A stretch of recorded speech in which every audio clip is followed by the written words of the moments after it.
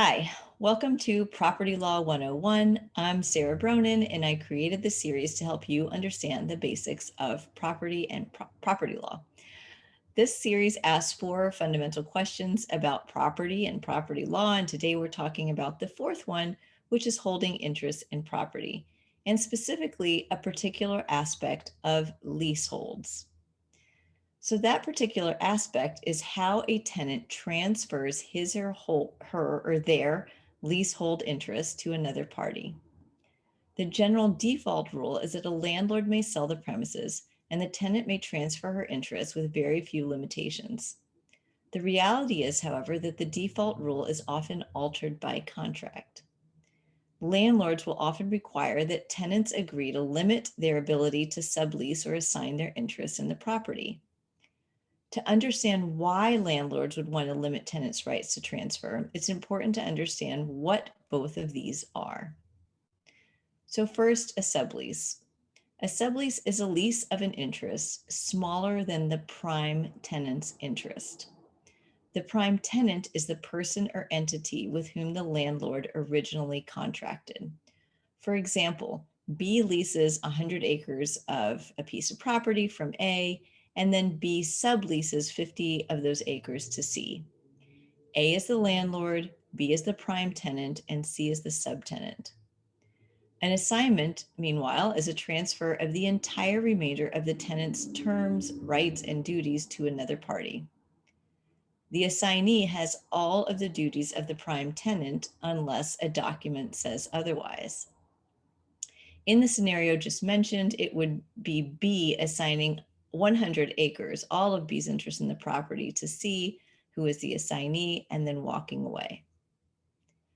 We have to go a little deeper to understand what these two types of interests mean when it comes to the obligations between the landlord, the prime tenant, and assignee or subtenant, privity of contract and privity of estate.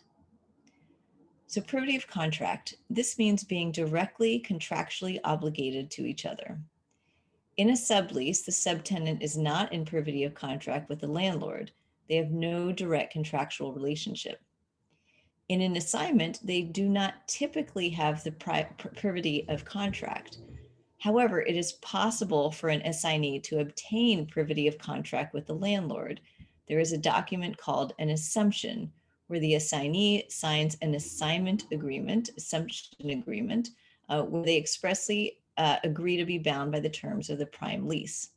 So in that case, the assignee is typically bound by privity of contract.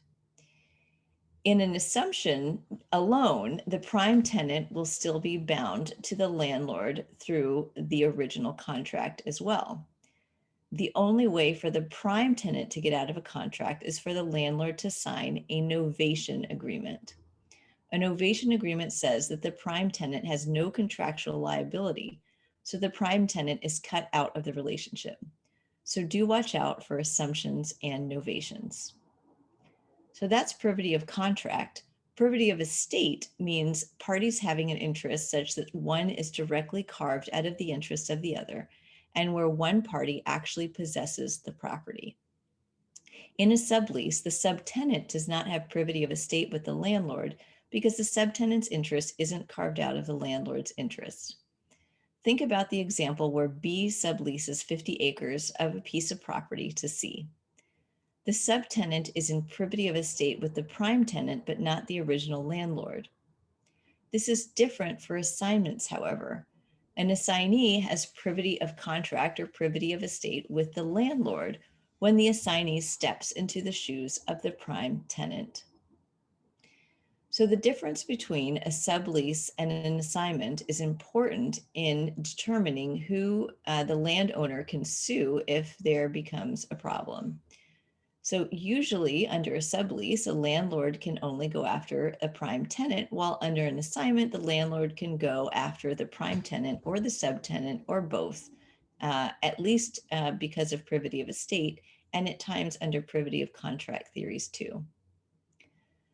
Because there may be ambiguities in the way the landlord might be treated, you can see why landlords often try to constrain or completely eliminate the tenant's ability to sublease or assign the tenant's interest in property. So with those differences between subleases and assignments laid out, I will leave it there. I'd love to hear from you, whether on Twitter or through my website, where you can sign up to my mailing list, and I will see you next time.